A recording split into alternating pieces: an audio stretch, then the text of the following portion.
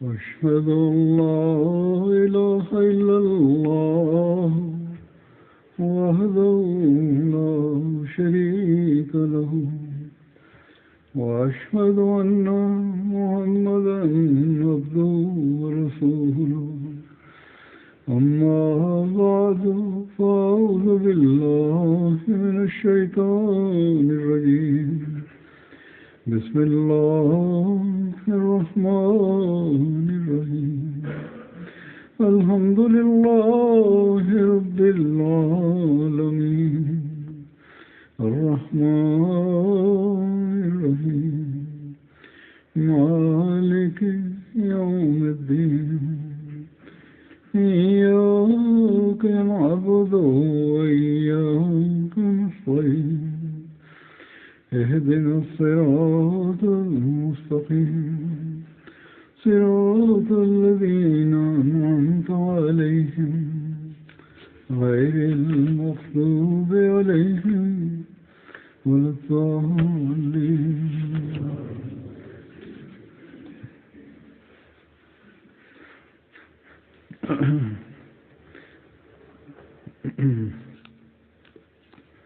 حضرت صلی اللہ علیہ وسلم کے زمانے کے سریات کا ذکر ہو رہا ہے. آج اس سلسلے میں پہلے سریہ قرز بن جابر کا ذکر کروں گا. یہ سریہ شوال 6 ہجری میں اورانی جین کی طرف ہوا. بعض کے مطابق یہ سریہ سعید بن زید کا تھا، لیکن اکثریت کا قول ہے کہ یہ سریہ قرز بن جابر کا تھا، اور ایک قول یہ بھی ہے کہ جریر بن عبداللہ کا ہے، مگر اس قول کی تردید بھی کی گئی ہے. جریر بن عبداللہ اس سریہ کے 4 سال بعد مسلمان ہوئے تھے. اس سریہ کے سبب یہ ہوا کہ رسول اللہ صلی اللہ علیہ وسلم کے پاس چند لوگ آئے. بخاری کتاب الجہاد اور کتاب الدیات میں حضرت انس سے روایت ہے کہ وہ 8 آدمی قبیلہ اکل اور ارینا میں سے تھے. ابن جریر اور ابو عوانہ کے نزدیک 4 ارینا میں سے تھے اور 3 اکل میں سے تھے، اور 8واں آدمی ان دونوں قبیلوں میں سے نہیں تھا. ان کا نسب معلوم نہیں، اس کا نسب معلوم نہیں ہے.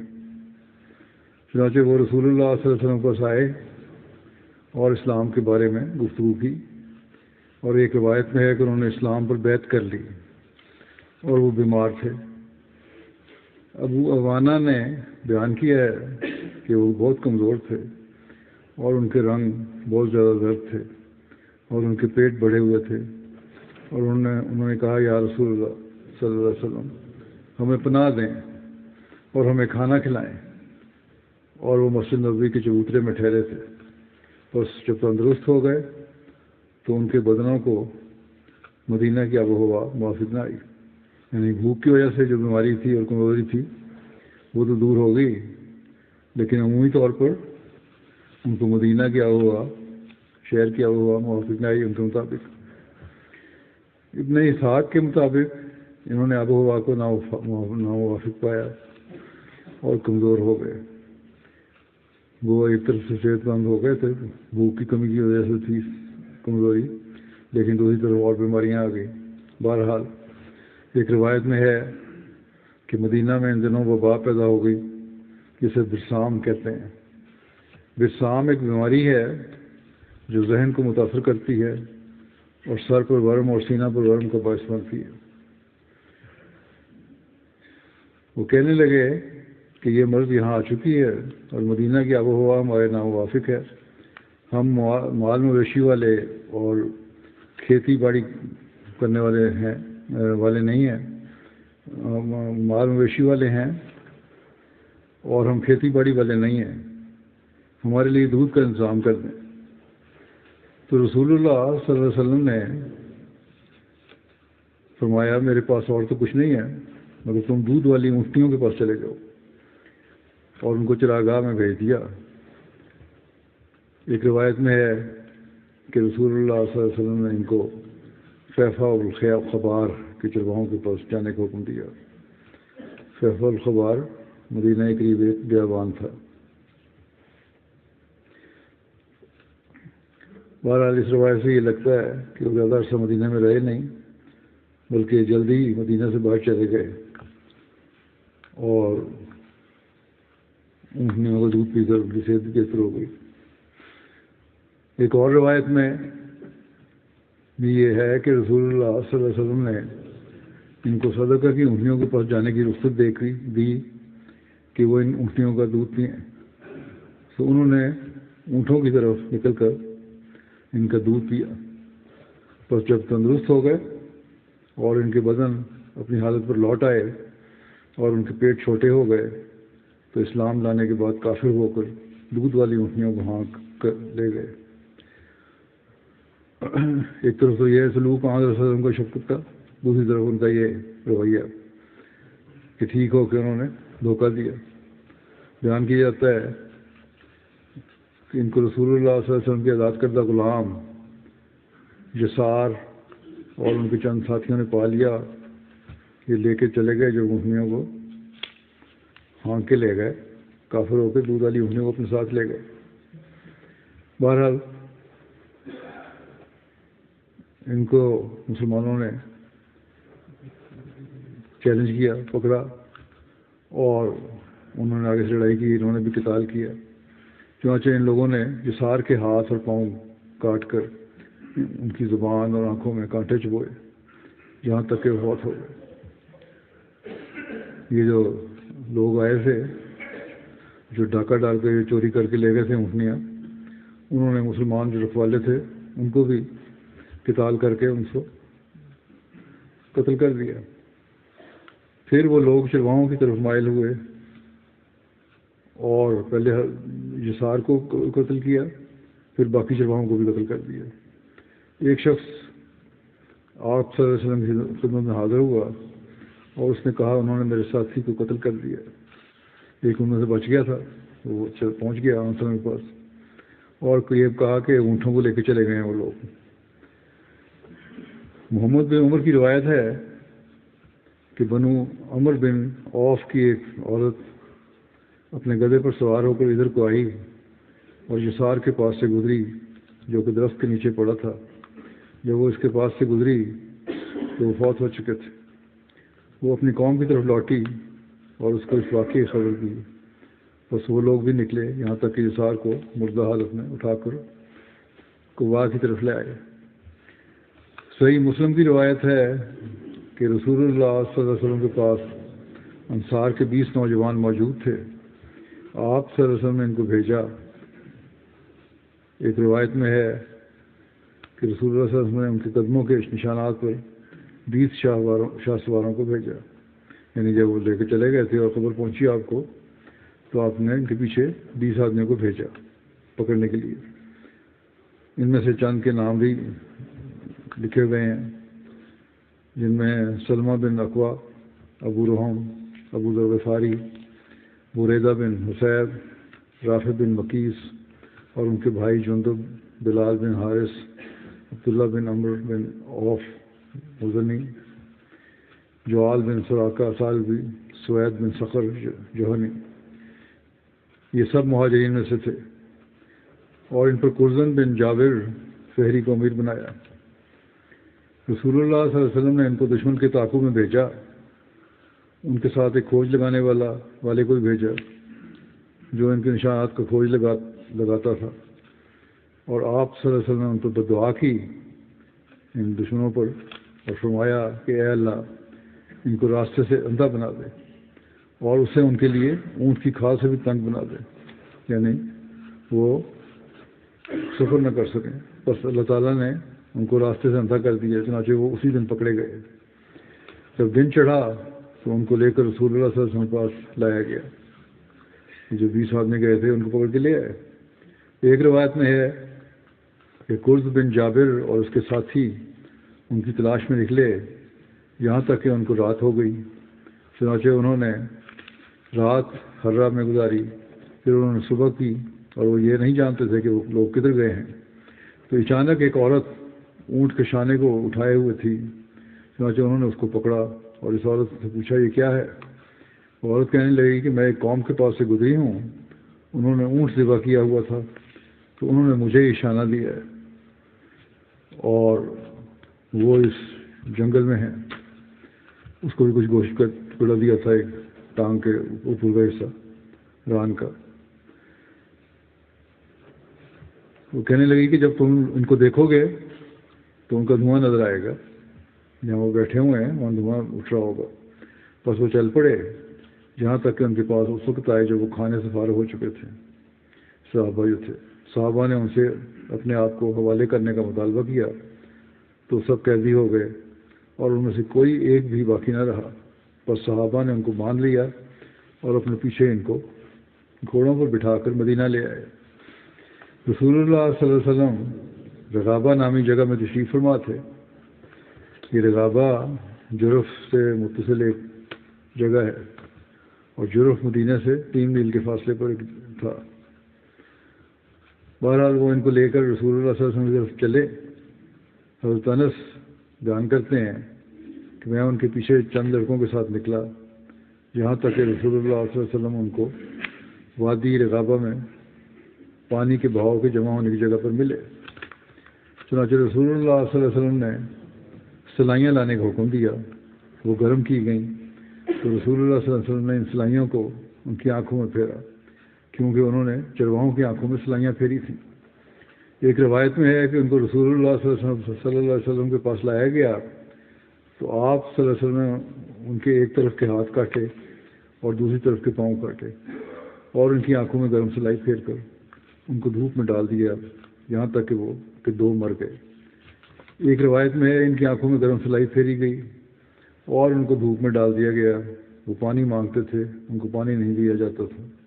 حضرت انس بیان کرتے ہیں کہ میں نے ان میں سے ایک کو دیکھا وہ پیاس کی وجہ سے اپنے منہ سے زبان کو چاٹ رہا تھا تاکہ وہ ٹھنڈک پائے. اس سے جو سخت گرمی اور دودھ پا رہا تھا یہاں تک کہ وہ مر گئے اور ان کا خون روکنے کے لیے ان کو داغا نہیں گیا, ان کا علاج نہیں کیا گیا. ابو قلابہ نے بیان کیا ہے کہ یہی لوگ تھے جنہوں نے قتل بھی کیا, چوری بھی کی اور اسلام لانے کے بعد کافر ہو گئے اور اللہ تعالیٰ اور اس کے رسول سے جنگ کی. ابن سیرین بیان کرتے ہیں کہ رانیین کا یہ قصہ حدود کا حکم اترنے سے پہلے رونما ہوا تھا. بہرحال یہ سب کچھ ہوا, ظاہر لگتا ہے کہ بڑا مسلمان نے ظلم کیا, لیکن بہرحال جو اسلامی تعلیم تھی وہ بعد میں نازل ہوئی اور وہ یہ ہے اللہ تعالیٰ نے یہ آیت نازل فرمائی کہ انما جزاء الذین یحاربون اللہ ورسولہ ویسعون فی الارض فسادا ان یقتلوا او یصلبوا وتقطع ایدیہم وارجلہم من خلاف او ینفوا من الارض ذالک لہم خزی فی الدنیا وَلَهُمْ فِي الْآخِرَةِ عَذَابٌ عَظِيمٌ. یعنی ان لوگوں کو کی جزا جو اللہ اور اس کے رسول سے لڑتے ہیں اور زمین میں فساد پھیلانے کی کوشش کرتے ہیں یہ ہے کہ انہیں سختی سے قتل کیا جائے یا دار پر چڑھایا جائے یا ان کے ہاتھ اور پاؤں مخالف سمتوں سے کاٹ دیے جائیں یا انہیں دیس نکالا دے دیا جائے یا ان کے لیے دنیا میں ذلت اور یہ ان کے لیے دنیا میں ذلت اور رسوائی کا سامان ہے اور آخرت میں تو ان کے لیے بڑا عذاب مقدر ہے. بس رسول اللہ صلی اللہ علیہ وسلم نے اس کے بعد کسی کے ہاتھ میں سلائی نہ پھیری اور نہ ہی کسی کی زبان کاٹی اور نہ ہاتھ اور پاؤں کاٹنے سے زیادہ کی سزا دی. اور اس کے بعد آپ صلی اللہ علیہ وسلم نے جس لشکر کو بھیجا ان کو مسلح سے منع فرمایا اور اس کے بعد رسول اللہ صلی اللہ علیہ وسلم صدقے کی ترغیب دیتے تھے اور مسلح سے روکتے تھے. محمد بن عمر واقعی اور ابن سعد بیان کرتے ہیں کہ 15 اونٹنیاں تھیں جس کو وہ چراگاہ سے لے گئے تھے. بہرحال یہ دشمنوں کا نے کیا تھا مسلمانوں کے ساتھ, اس لیے ان کا بدلہ ان سے لیا گیا اسی طرح جو انہوں نے کیا تھا اور وہی سزا دی گئی. لیکن بعد میں اسلامی تعلیم کے مطابق پھر کبھی دشمنوں سے ایسا سلوک نہیں ہوا. یہ گو جواب اس کا ہے لیکن اس کا کچھ تفصیلی جواب اور بعض لوگوں کے اعتراض کہ کیوں ایسا ظالمانہ سلوک کیا دشمنوں سے اسلام پہ اعتراض کرنے والے کرتے ہیں. اس کا جواب حضرت مرزا بشیر احمد صاحب نے سیرت خاتم النبیین میں بڑا اچھا دیا ہے. اب لکھتے ہیں کہ مسلمانوں کے لیے یہ دن بہت خطرناک تھے، کیونکہ قریش اور یہود کی انگیخت سے سارا ملک ان کی عداوت کی آگ سے شعلہ دن ہو رہا تھا، اور اپنی جدید پالیسی کے ماتحت انہوں نے یہ بھی فیصلہ کیا تھا کہ مدینہ پر باقاعدہ حملہ کرنے کے بجائے درپردہ طریقے سے نقصان پہنچایا جائے، اور چونکہ دھوکہ دہی اور غداری عرب کے وحشی قبائل کے اخلاق کا حصہ تھی، اس لیے وہ ہر جائز اور ناجائز طریقے سے مسلمانوں کو نقصان پہنچانے کے درپے تھے. چنانچہ جس واقعہ کا ذکر کرنے لگے ہیں اسی واقعے کو بیان کیا ہے، وہ اسی ناپاک سلسلے کی ایک کڑی تھی جو ایک ہولناک رنگ میں اپنے انجام کو پہنچی. پھر آپ لکھتے ہیں کہ تفصیل اس کی یہ ہے کہ شوال 6 ہجری میں قبیلہ عقب اور ارینا کے چند آدمی جو تعداد میں 8 تھے مدینہ میں آئے اور اسلام کے ساتھ محبت اور معاونت کا اظہار کر کے مسلمان ہو گئے. کچھ عرصے کے قیام کے بعد انہوں نے مدینہ کی آب و ہوا میں میدا اور تلی وغیرہ کی جو کچھ شکایات پیدا ہوئی تو وہ اسے بہانہ بنا کر حضرت صلی اللہ علیہ وسلم حاضر ہوئے اور اپنی تکلیف بیان کر کے کہا کہ یا رسول اللہ، ہم جنگلی لوگ ہیں اور جانوروں کے ساتھ رہنے میں عمر گزاری ہے اور شہری زندگی کے عادی نہیں، اس لیے بیمار ہو گئے ہیں. حضرت صلی اللہ علیہ وسلم نے فرمایا کہ اگر تمہیں یہاں مدینہ میں تکلیف ہے تو مدینہ سے باہر جہاں ہمارے مویشی رہتے ہیں وہاں چلے جاؤ. مہمان نوازی کا حق ادا کیا، شفقت کا سلوک فرمایا، اور اونٹنیوں کا دودھ وغیرہ پیتے رہو، اچھے ہو جاؤ گے وہاں صحت مند جگہ پہ رہ کے.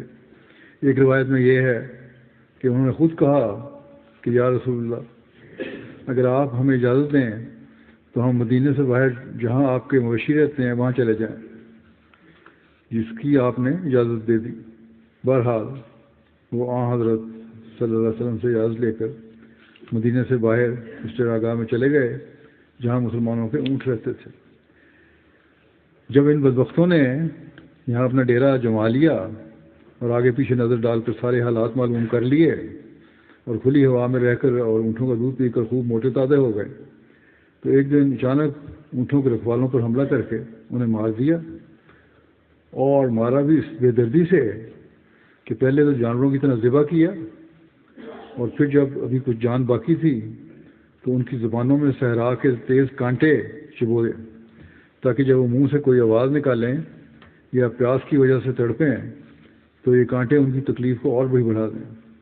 اور پھر ان ظالموں نے اسی پر بس نہیں کی بلکہ گرم سلائیاں لے کر ان نیم مردہ مسلمانوں کی آنکھوں میں پھیریں، اور اس طرح یہ بے گناہ مسلمان کھلے میدان میں تڑپ تڑپ کر جان بھگ ہو گئے. ان میں حضرت صلی اللہ علیہ وسلم کا ایک ذاتی خادم بھی تھا جس کا نام یسار تھا، جو حضرت صلی اللہ علیہ وسلم کے اونٹوں کے چرانے پر مقرر تھا. جب یہ درندے اس وحشیانہ رنگ میں مسلمانوں کا کام تمام کر چکے تو پھر سارے اونٹوں کو اکٹھا کر کے انہیں ہنکا لے گئے. حضرت صلی اللہ علیہ وسلم تک یہ حالات ایک رکھوالے نے پہنچائے جو اتفاق سے بچ کر نکل آیا تھا، جس پر آپ نے فوراً 20 صحابہ کی ایک پارٹی تیار کر کے ان کے پیچھے بھجوا دی، اور گو یہ لوگ کچھ فاصلہ طے کر چکے تھے، مگر خدا کا یہ فضل ہوا، یعنی دشمن جو تھا فاصلہ طے کر چکے تھے مگر خدا کا یہ فضل ہوا کہ مسلمانوں نے پھرتی کے ساتھ پیچھا کر کے انہیں جا پکڑا اور رسیوں سے باندھ کر واپس لے آئے. اس وقت تک حضرت صلی اللہ علیہ وسلم پر یہ احکام نازل نہیں ہوئے تھے کہ اگر کوئی شخص اس قسم کی حرکت کرے تو اس کے ساتھ کیا سلوک ہونا چاہیے. چنانچہ آپ نے اپنے قدیم اصول کے متحد کہ جب تک اسلام میں کوئی نیا حکم نازل نہ ہو اہل کتاب کے طریق پر چلنا چاہیے، اسی طرح کرتے تھے. موسوی شریعت کے مطابق حکم دیا کہ جس طرح ان ظالموں نے مسلمان رکھوالوں کے ساتھ سلوک کیا ہے اسی طرح قصاصی اور جوابی صورت میں ان کے ساتھ کیا جائے. یہ موسیٰ کی تعلیم تھی، اسی پر عمل ہوتا تھا جب تک شریعت کے احکامات نہیں آئے پوری طرح. بہرحال اس لیے کیا تاکہ یہ سزا دوسروں کے لیے عبرت ہو۔ چنانچہ خفیف تغیر کے ساتھ اسی رنگ میں مدینے سے باہر کھلے میدان میں ان لوگوں کو موت کے گھاٹ اتار دیا گیا، مگر اسلام کے لیے خدا نے دوسری تعلیم مقرر کر رکھی تھی۔ چنانچہ آئندہ جوابی اور قصاصی صورت میں بھی مسلح کی سزا منع کر دی گئی، یعنی اس بات کو ناجائز قرار دیا گیا کہ کسی رنگ میں مقتول کے جسم کو بگاڑا جائے یا انتقامی رنگ میں اعضاء کو ٹکڑے ٹکڑے کیا جائے وغیرہ ذالک۔ اس واقعے کے متعلق اب لکھتے ہیں کہ ہمیں کوئی زیادہ لکھنے کی ضرورت نہیں ہے، کیونکہ بہرحال اس معاملے میں ظلم کی ابتدا کفار کی طرف سے تھی، جنہوں نے بغیر کسی جائز وجہ کے محض اسلام کی عداوت میں بے گناہ مسلمانوں کے ساتھ اس قسم کا ظالمانہ اور وحشیانہ سلوک کیا، اور جو کچھ ان کی سزا میں کیا گیا وہ محض قصاصی اور جوابی تھا، یعنی جو کچھ دشمنوں کو سزا دی گئی وہ قصاص تھا، اور تھا بھی ایسے حالات میں جبکہ اسلام کے خلاف سارا ملک دشمنی اور عداوت کی آگ سے بھڑک رہا تھا، اور پھر یہ فیصلہ بھی موسوی شریعت کے مطابق کیا گیا تھا، لیکن پھر بھی اسلام نے اسے برقرار نہیں رکھا اور آئندہ کے لیے ایسے طریق سے منع کر دیا۔ ان حالات میں کوئی عقل مند اس پر اعتراض نہیں کر سکتا۔ اس موقع پر یہ بھی یاد رکھنا چاہیے کہ یہ لوگ شروع سے ہی بری نیت کے ساتھ مدینہ میں آئے تھے اور غالباً اپنے قبیلے کے سکھائے ہوئے تھے کہ تا مسلمانوں میں رہ کر انہیں نقصان پہنچائیں، اور ممکن ہے کہ خود حضرت صلی اللہ علیہ وسلم کے خلاف بھی ان کا کوئی برا ارادہ ہو، مگر جب مدینہ میں رہ کر انہیں کوئی موقع نہیں ملا تو انہوں نے یہ تجویز کی کہ مدینہ سے باہر نکل کر کارروائی کی جائے۔ ان کی اس نیت کا اس سے بھی پتہ لگتا ہے کہ انہوں نے مسلمانوں کے چرواہوں کے ساتھ جو سلوک کیا وہ خالی چوروں اور لٹیروں والا سلوک نہیں تھا، بلکہ سراسر منتقمانہ رنگ رکھتا تھا۔ اگر وہ ابتدا میں سچے دل سے مسلمان ہوئے تھے اور بعد میں اونٹ دے کر ان کی نیت بدل گئی تھی تو اس صورت میں ہونا یہ چاہیے تھا کہ اونٹ لے کر بھاگ جاتے، اور اگر کوئی رکھوالا روک بنتا تو زیادہ سے زیادہ اسے مار کر نکل جاتے، کیونکہ جس رنگ میں انہوں نے مسلمان چرواہوں کو قتل کیا اور اپنے آپ کو خطرے میں ڈال کر قتل کے صفاقانہ فعل کو لمبا کیا، وہاں کچھ دیر تک رہے اور عذاب دے کر انہیں مارا، اس سے صاف ظاہر ہوتا ہے کہ ان کا یہ فعل اتفاقی لالچ کا نتیجہ نہیں تھا، بلکہ سراسر معاندانہ رنگ رکھتا تھا اور دلی کینہ اور لمبے بغض کا نتیجہ تھا۔ اور ان کے اس ظالمانہ فعل کے جواب میں حضرت صلی اللہ علیہ وسلم نے جو کچھ کیا وہ محض قصاصی اور جوابی تھا، جو اسلامی احکام کے نزول سے پہلے موسوی شریعت کے مطابق کیا گیا، لیکن اس کے بعد جلد ہی اسلامی احکام نازل ہو گئے اور اس قسم کی تعذیب انتقامی رنگ میں بھی ناجائز قرار دے دی گئی۔ چنانچہ بخاری کے الفاظ یہ ہیں کہ ان النبی صلی اللہ علیہ وسلم بعد ذالک کانا یحث علی الصدقۃ وینہی عن المصلح، یعنی اس واقعے کے بعد حضرت صلی اللہ علیہ وسلم احسان اور حسن سلوک کی تاکید فرمایا کرتے تھے اور ہر حال میں دشمنوں کے جسموں کے مصلح کرنے سے منع فرماتے تھے۔ بعض مغربی محققین ہیں جن میں میور صاحب بھی شامل ہیں، اس واقعے کے حالات کا ذکر کرتے ہوئے حسب عادت اعتراض کیا ہے کہ جس رنگ میں ان قاتل ڈاکوؤں کو قتل کیا گیا وہ ظالمانہ اور وحشیانہ تھا، لیکن اگر سارے حالات کو سامنے رکھ کر غور کیا جائے تو اس معاملے میں اسلام کا دامن بالکل پاک نظر آتا ہے، کیونکہ دراصل یہ فیصلہ اسلام کا نہیں تھا بلکہ حضرت موسیٰ کا تھا، جن کی شریعت کو حضرت مسیح ناصری نے منسوخ نہیں کیا بلکہ برقرار رکھا۔ ہاں، اگر ہمارے معترضین کے پیش نظر حضرت مسیح کا یہ قول ہے کہ ایک گال پر تماشا کھا کر دوسرا گال بھی سامنے کر دو، اور اگر کوئی شخص تمہارا کرتا لینا چاہے تو اسے اپنا جوبہ بھی دے دو، اور اگر کوئی تمہیں ایک کوس بگار لے جانا چاہے تو 2 کوس چلے جاؤ، تو بے شک ہمیں معترضین کو اس اعتراض کا حق ہے، مگر سوال یہ ہے کہ کیا یہ تعلیم کسی عقل مند کے نزدیک قابل عمل ہے، اور کیا آج تک ان 1950 سالوں میں، اب تو 2000 سال سے اوپر ہو گئے، کسی مسیح مرد یا عورت یا کسی مسیح جماعت یا حکومت نے اس تعلیم پر عمل کیا ہے؟ ممبروں پر چڑھ کر بات کرنے کے لیے بے شک یہ ایک عمدہ تعلیم ہے، مگر عملی دنیا میں اس تعلیم کو کوئی بھی وزن حاصل نہیں، اور نہ کوئی عقل مند اس پر عمل کرنے کے لیے تیار ہو سکتا ہے۔ اس صورت میں اس قسم کے جذباتی کھلونے سامنے رکھ کر مسلمانوں کو اعتراض کا نشانہ بنانا خود اپنی جہالت کا ثبوت دینا ہے۔ ہاں، حضرت موسیٰ کی تعلیم کو سامنے رکھ کر دیکھو، جو بخلاف حضرت مسیح ایک سچے مقنن تھے اور قانون کی حقیقت کو اچھی طرح سمجھتے تھے، یا مسیحیوں کے قول کو نہیں بلکہ ان کی عملی کارناموں کی روشنی میں حالات کا امتحان کرو، تو پھر حقیقت واضح ہوتی ہے کہ عملی میدان میں کوئی مذہب اسلام کا مقابلہ نہیں کر سکتا، کیونکہ وہ جو کچھ کہتا ہے وہی کرتا ہے، اور اس کے کھانے کے دانت اور دکھانے کے دانت الگ الگ نہیں ہیں، اور اس کے قول و فعل ہر دو اس اعلیٰ مقام پر فائز ہیں کہ کوئی عقل مند غیر متعصب انسان ان پر اعتراض نہیں کر سکتا، بلکہ دل سے ان کی تعریف نکلتی ہے۔ نہ تو وہ موسی شریف کی طرح یہ کہتا ہے کہ ہر حالت میں انتقام لو اور بلا امتیاز حالات کے قصاص کا تبر چلاتے جاؤ، اور نہ وہ مسیحی تعلیم کے مطابق یہ ہدایت کرتا ہے کہ کسی حالت میں بھی سزا نہ دو، بلکہ اگر مجرم کوئی جرم کرے تو اس کے جرم کی منشا کو اپنی طرف سے مدد کر کے اور بھی مضبوط کر دو، سزا نہ دے کے۔ بلکہ اسلام افراط و تفریط کے رستوں کو چھوڑ کر وہ وسطی تعلیم دیتا ہے جو دنیا میں حقیقی امن کی بنیاد ہے، اور وہ یہ ہے کہ وہ جزاء سیئۃ مثلھا ومن عفا واصلح فاجرہ علی اللہ، یعنی ہر بدی کی سزا اس کے مناسب حال اور اس کی شدت کے مطابق ہونی چاہیے، لیکن اگر حالات ایسے ہوں کہ معاف کرنے یا نرمی کرنے سے اصلاح کی امید ہو تو پھر معاف کرنا یا نرمی کرنا بہتر ہے، اور ایسا شخص خدا کے نزدیک نیک اجر کا مستحق ہوگا۔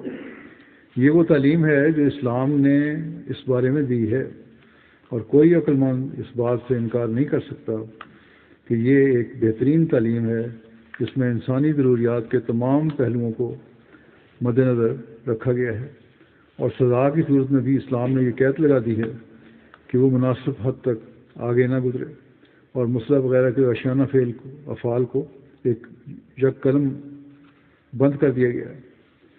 اس کے مقابل پر مسیحی لوگ باوجود مسیح ناصری کی اس نمائشی تعلیم کے، جو عملی نمونہ دشمنوں کے ساتھ سلوک کا دکھاتے رہے ہیں اور جنگوں میں جن افعال کے مرتکب ہوتے رہے ہیں اور ہو رہے ہیں، وہ تاریخ عالم کا ایک کھلا ہوا ورک ہے جس کی اعادہ کی جگہ ضرورت نہیں ہے۔ کیا کچھ نہیں کرتے۔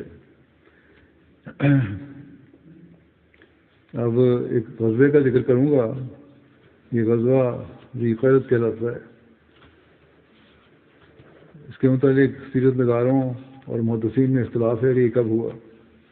محدثین اسے صلح حدیبیہ کے بعد اور غزوہ خیبر سے پہلے ذوالقعدہ 6 ہجری اور محرم 7 ہجری کے درمیان کا غزوہ قرار دیتے ہیں، جبکہ سیرت نگار اسے محدثین یہ قرار دیتے ہیں اور سیرت نگار اسے غزوہ لحیان کے بعد یعنی جمادی الاولیٰ ہجری 6 ہجری کا غزوہ قرار دیتے ہیں۔ امام بخاری اور امام مسلم کے مطابق غزوہ ذی قرد غزوہ خیبر سے 3 دن پہلے ہوا، اور انہوں نے اس کا ذکر صلح حدیبیہ کے بعد اور خیبر سے پہلے کیا ہے۔ علامہ ابن حجر نے لکھا ہے کہ امام احمد اور امام مسلم نے ایاس بن سلمہ سے جو روایت بیان کی ہے وہ اس بات کی تائید کرتی ہے کہ یہ غزوہ خیبر سے 3 دن پہلے ہوا۔ اس روایت میں حضرت سلمہ بن اکوا نے پہلے صلح حدیبیہ اور پھر ذی قرد کا واقعہ بیان کیا، پھر آخر میں کہا کہ اس کے بعد ہم مدینہ واپس آئے اور ابھی 3 دن ہی مدینہ میں ٹھہرے تھے کہ خیبر کے لیے روانہ ہو گئے۔ اس کے برعکس سیرت نگاروں میں سے علامہ ابن اسحاق اور ابن سعد کہتے ہیں کہ غزوہ ذی قرد 6 ہجری میں صلح حدیبیہ سے پہلے ہوا تھا۔ اس کا تجزیہ ابن بشیران صاحب نے اس طرح کیا ہے کہ تو پوری طرح تو نہیں کیا، لیکن اپنی کتاب کے بقیہ حصہ کے لیے جو عنوان درج کیے ہیں اس میں آپ نے غزوہ ذی قرد کو غزوہ خیبر سے پہلے ماہ محرم ہجری محرم 7 ہجری کا غزوہ قرار دیا ہے۔ غزوہ ذی قرد کو غزوہ غابہ بھی کہا جاتا ہے کیونکہ حضرت صلی اللہ علیہ وسلم کی اونٹیاں یہاں چرا کرتی تھیں۔ غابہ مدینہ سے شام کی طرف 4 میل کے فاصلے پر احد پہاڑ کی پشت پر ایک میدان تھا، اور اسی غزوہ ذی قرد اور اسے غزوہ ذی قرد اس لیے کہتے ہیں کہ عیینہ بن حصن جو حضرت صلی اللہ علیہ وسلم کی اونٹیاں حملہ کر کے لے گیا تھا، اور حضور صلی اللہ علیہ وسلم نے ذی قرد تک اس کا پیچھا کیا۔ ذی قرد مدینہ سے تقریباً 12 میل کے فاصلے پر ایک چشمہ ہے۔ اس کی تفصیل اس طرح ہے کہ رسول اللہ صلی اللہ علیہ وسلم کی 20 دودھ دینے والی اونٹنیاں تھیں، کچھ اور اونٹ وغیرہ بھی شامل تھے جو مدینہ سے خیبر کے راستے پر بیضاء کی چراگاہ بیضاء سے پرلے پہاڑ تک چرتی تھیں۔ وہاں قید سالی ہو گئی تو انہیں غابہ کی طرف لے آیا گیا۔ ایک چرواہا روزانہ مغرب کے وقت ان کا دودھ دو کر لایا کرتا تھا وسلم خدمت میں۔ عیینہ بن حصن فزاری نے بنو غطفان کے 40 گھوڑ سواروں کے ساتھ ان پر حملہ کر دیا اور اونٹنیاں لے گئے۔ ایک روایت کے مطابق ان کا سردار عیینہ کا بیٹا عبد الرحمن تھا، اور عیینہ ان کی مدد کے لیے پیچھے ایک جگہ پر موجود رہا۔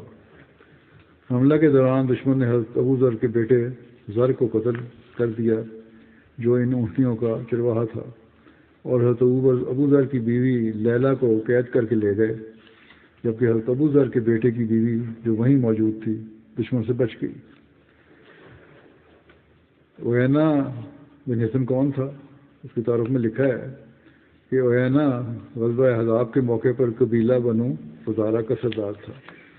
غزوہ احزاب کے دوران جب کفار کے 3 لشکروں نے بنو قریظہ سے مل کر مدینہ پر زبردست حملہ کرنے کا ارادہ کیا تو ان میں سے ایک لشکر کا سردار عیینہ تھا۔ عیینہ بن حصن نے فتح مکہ کے بعد اسلام قبول کیا۔ ایک روایت میں ہے کہ عیینہ نے فتح مکہ سے پہلے اسلام قبول کیا اور اس میں شرکت کی، اور غزوہ حنین اور طائف میں بھی شرکت کی۔ نبی کریم صلی اللہ علیہ وسلم نے اس کو بنو تمیم کی سرکوبی کے لیے 50 سواروں کے ساتھ بھیجا تھا، جس میں کوئی بھی انصار یا مہاجر صحابی نہ تھا، اور اس سریہ کا سبب یہ ہوا تھا کہ بنو تمیم نے حضرت صلی اللہ علیہ وسلم کے عامل کو صدقات لے کر جانے سے روک دیا تھا۔ پھر عہد صدیقیہ میں باغی مرتدوں کے ساتھ یہ بھی فتنہ ارتداد کا شکار ہو گیا، اور طلحہ نے جب نبوت کا دعویٰ کیا تو اس کے ساتھ مل گیا۔ یہ پہلے مسلمان ہوا، پھر دوبارہ مرتد ہو گیا اور اس کی بیعت کر لی۔ پھر بعد میں حضرت ابوبکر صدیق کے پاس قید ہو کر آیا تو آپ نے اس پر احسان کرتے ہوئے معاف فرما دیا، اور اس نے پھر دوبارہ اسلام قبول کر لیا۔ ایمان کی ایسی حالت رہی تھی اس کی۔ روایت میں آتا ہے کہ حضرت صلی اللہ علیہ وسلم نے حضرت ابو ذر غفاری کو غابہ جانے سے روکا تھا، لیکن رسول اللہ صلی اللہ علیہ وسلم کی تنبیہ کے باوجود حضرت ابو ذر غفاری غابہ گئے، اور اس کی تفصیل میں لکھا ہے کہ عیینہ کے حملے سے پہلے حضرت ابو ذر نے رسول اللہ صلی اللہ علیہ وسلم سے اونٹنیوں کی چراگاہ کی طرف جانے کی اجازت مانگی۔ آپ صلی اللہ علیہ وسلم نے فرمایا، مجھے تمہارے متعلق خطرہ ہے کہ دشمن تم پر اس جانب سے حملہ آور نہ ہو جائے، کیونکہ ہم عیینہ اور اس کے ساتھیوں سے امن میں نہیں ہیں، اور یہ جگہ بھی ان کی جانب ہے۔ حضرت ابو ذر نے اصرار کیا۔ آپ صلی اللہ علیہ وسلم نے فرمایا، مجھے خدشہ ہے کہ تمہارا بیٹا قتل اور تمہاری بیوی گرفتار کر دی جائے گی، اور تم ایک عصا کے سہارا لیے ہوئے آؤ گے۔ حضرت ابو ذر کہتے ہیں کہ تعجب ہے مجھ پہ کہ رسول اللہ صلی اللہ علیہ وسلم فرما رہے تھے کہ مجھے تمہارے متعلق خدشہ ہے، اور میں پھر بھی اصرار کرتا رہا۔ پھر اللہ کی قسم ایسا ہی ہوا جیسا کہ آپ صلی اللہ علیہ وسلم نے فرمایا تھا۔ میں گھر میں تھا، اور حضرت صلی اللہ علیہ وسلم کی اونٹنیاں باڑے میں واپس لائی جا چکی تھیں، انہیں سیراب کیا جا چکا تھا، یعنی اور پانی خوراک دیا جا چکا تھا، ان کا دودھ دوہا جا چکا تھا۔ پھر ہم سو گئے تو رات کے وقت عینہ نے 40 سواروں کے ساتھ ہم پر حملہ کر دیا۔ انہوں نے رک کر آواز دی تو میرا بیٹا باہر نکلا جسے انہوں نے قتل کر دیا۔ اس حوالے سے حضرت سلمہ بن اکوع کا دشمن کے تعاقب میں نکلنے کا ذکر بھی ملتا ہے۔ بخاری میں ہے کہ حضرت سلمہ بن اکوع بیان کرتے ہیں کہ میں فجر کی پہلی اذان دیے جانے سے پہلے نکلا۔ رسول اللہ صلی اللہ علیہ وسلم کی دوبیل اونٹیاں جی کرد مقام میں چرتی تھیں۔ حضرت سلمہ کے ساتھ رسول اللہ صلی اللہ علیہ وسلم کا غلام رباح بھی تھا۔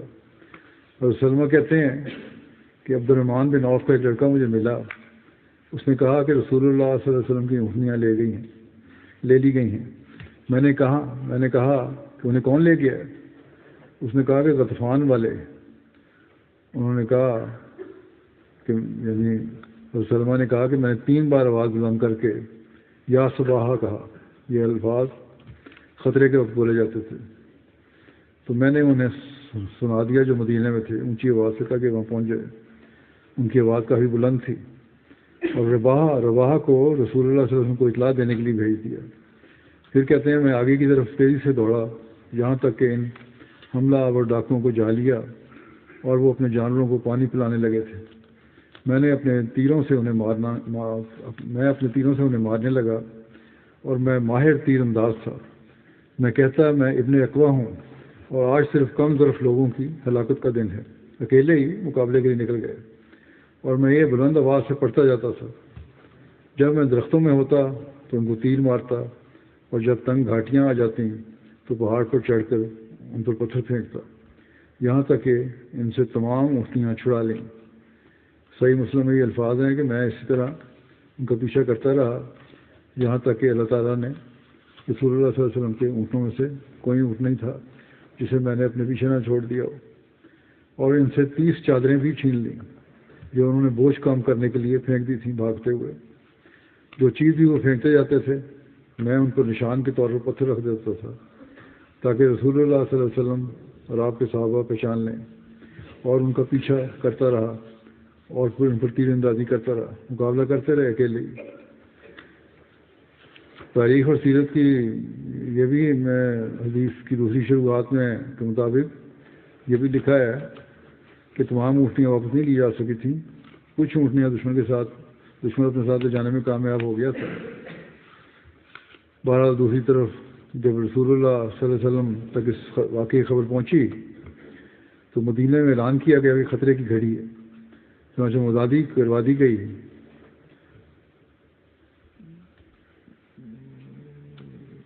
یا خیل اللہ کبھی، یعنی اے اللہ کے شاہ سوار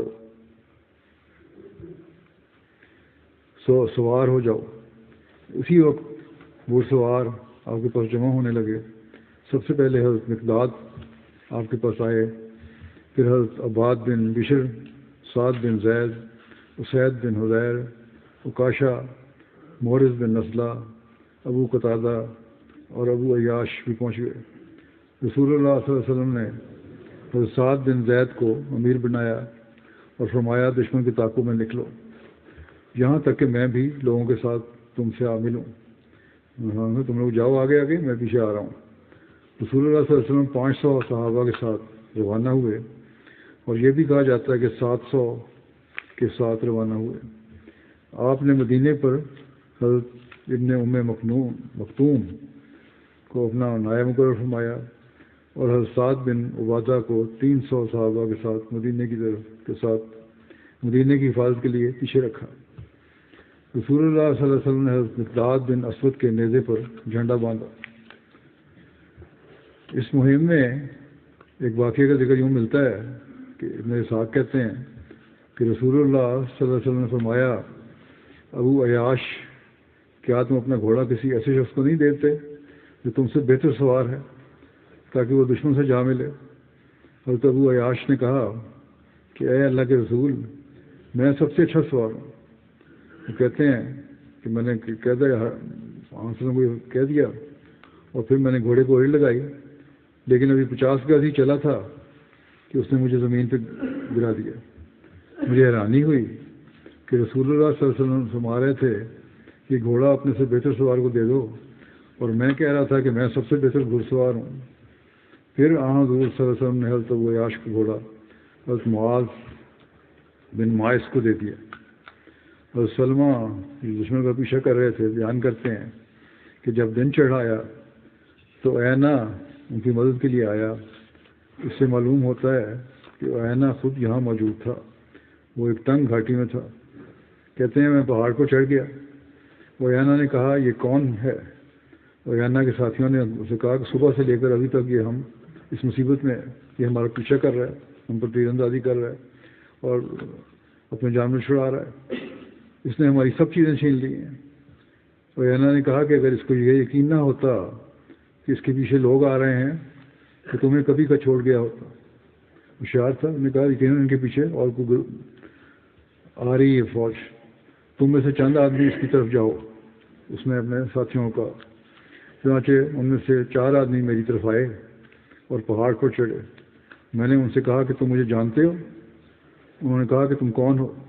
میں نے کہا میں ابن اقوا ہوں، اس ذات کی قسم جس نے حضور صلی اللہ علیہ وسلم کو عزت بخشی ہے، تم میں سے کوئی شخص مجھے پکڑ نہیں سکتا، اور اگر میں اس کا تعاقب کروں تو وہ مجھ سے بچ نہیں سکتا۔ ان میں سے ایک شخص نے کہا میرا بھی یہ خیال ہے۔ پھر وہ واپس چلے گئے ڈر کے۔ بخاری کی روایت ہے۔ حضرت سلمہ بیان کرتے ہیں کہ میں اس جگہ رہا حتیٰ کہ میں نے رسول اللہ صلی اللہ علیہ وسلم کے شاہ سواروں کو جو حضرت صلی اللہ علیہ وسلم نے اپنے سے پہلے روانہ فرمائے تھے دیکھ لیا، جو درختوں میں سے نمودار ہوئے تھے۔ وہ کہتے ہیں ان میں سے سب سے پہلے مورز بن نضلہ اخرم اسدی تھے، اور ان کے پیچھے ابو قتادہ انصاری، اور پیچھے مقداد بن اسود تھے جو بعد میں آئے۔ میں نے اخرم کے گھوڑے کی لگام پکڑی۔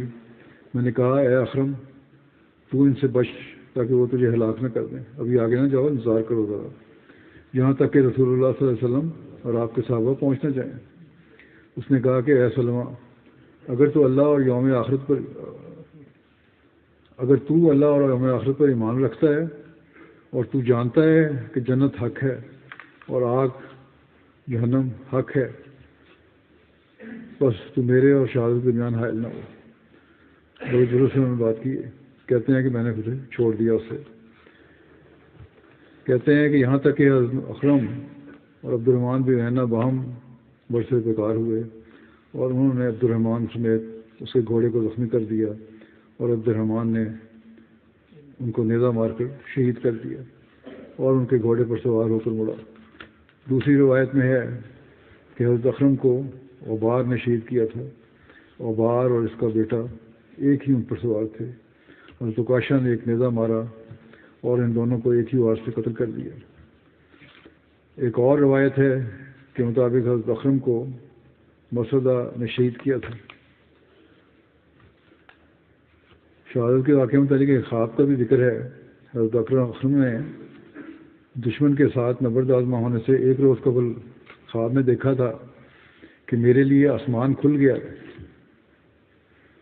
اور میں آسمان میں داخل ہو گیا ہوں، حتیٰ کہ میں 7ویں آسمان تک پہنچ گیا ہوں، پھر سدرۃ المنتہا تک پہنچ گیا۔ مجھے کہا گیا کہ یہی تمہاری منزل ہے۔ میں نے یہ خواب حضرت ابوبکر کو بیان کیا تو انہوں نے کہا کہ تمہیں شہادت مبارک ہو، اور اس کے ایک روز بعد انہیں شہید کر دیا گیا۔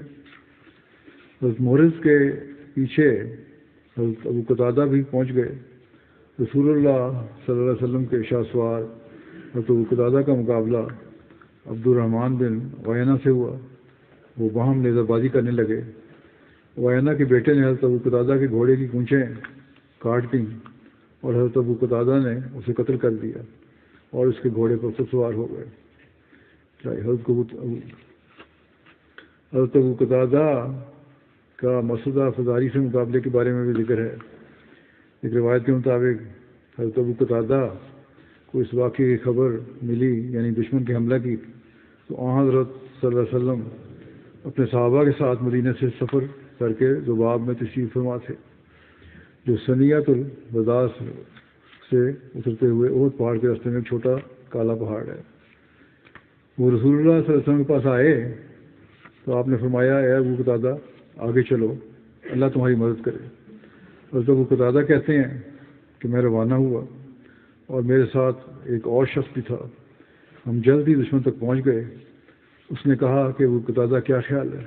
دشمن نے کہا ان کے مقابل کی طاقت ہم میں تو نہیں ہے نہ۔ ساتھی نے کہا کہ ان کے مقابلے کی طاقت ہم میں نہیں ہے۔ انہوں نے کہا تم کہتے ہو کہ میں حضور کے آنے تک انتظار کروں، یعنی پورا لشکر پیچھے سے آ جائے تب ہم حملہ کریں بجائے ہم دو حملہ کرنے کے؟ جبکہ ابو قتادہ کہتے ہیں کہ میں نے کہا کہ میں چاہتا ہوں کہ تم ایک طرف سے حملہ کرو اور میں دوسری طرف سے۔ پھر انہوں نے حملہ کر دیا دونوں نے، اور دشمن کو مشکل میں ڈال دیا۔ دشمن نے ان پر تیر چلائے تو ایک تیر ان کی پیشانی پر جا لگا۔ ابو قتادہ کہتے ہیں کہ میں نے وہ تیر نکالا تو مجھے ایسا لگا کہ میں نے لوہے کا ٹکڑا نکال لیا ہے۔ میں آگے بڑھا تو ایک تیز گھڑ سوار میرے سامنے آیا جس نے خود پہن رکھا تھا۔ اس نے مجھے پہچان لیا لیکن میں نے اسے نہیں پہچانا۔ اس نے کہا اے ابو قتادہ، اللہ نے تمہاری اور میری ملاقات کرا دی ہے۔ اس نے اپنے چہرے سے خود اتارا تو مسودہ فزاری تھا۔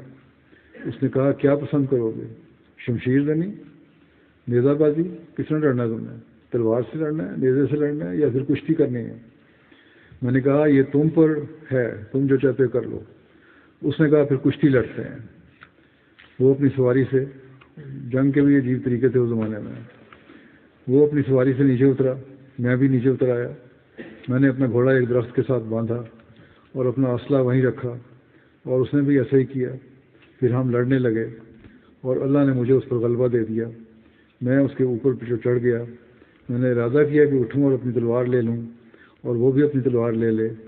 ہم دو لشکروں کے درمیان تھے، اس لیے ہم میں سے کسی پر بھی حملہ ہو سکتا تھا۔ میرے سر سے کوئی چیز آ کر ٹکرائی۔ ہم لڑتے لڑتے مسودہ کے ہتھیاروں تک پہنچ گئے۔ میں نے ہاتھ بڑھا کر اس کی تلوار اٹھا لی۔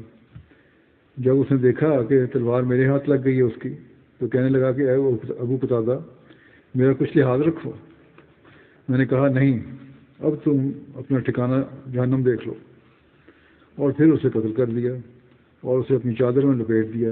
پھر میں نے اس کے کپڑے خود پہن لیے اور اس کے ہتھیار لے لیے اور اس کے گھوڑے پر سوار ہوا، کیونکہ جب ہم لڑ رہے تھے تو میرا گھوڑا دشمن کی طرف بھاگ گیا تھا اور انہوں نے اس کی پونچھیں کاٹ ڈالی تھیں۔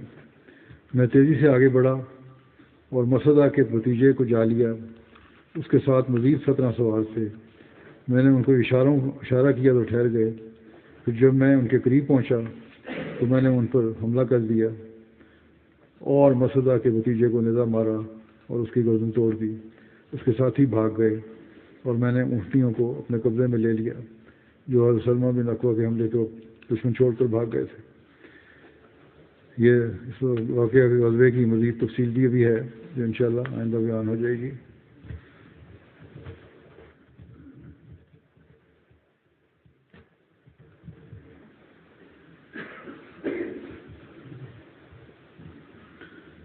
الحمد لله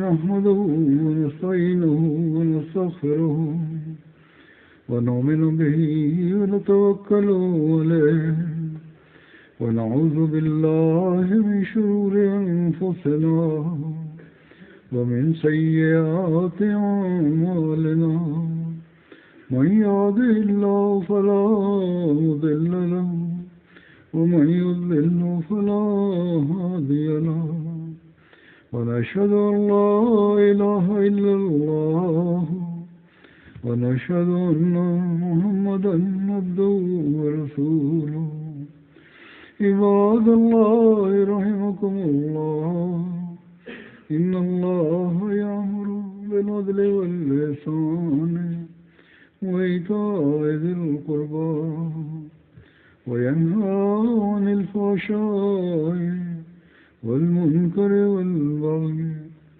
يعظكم لعلكم تذكرون اذكروا الله يذكركم وادعوه يستجب لكم ولذكر الله أكبر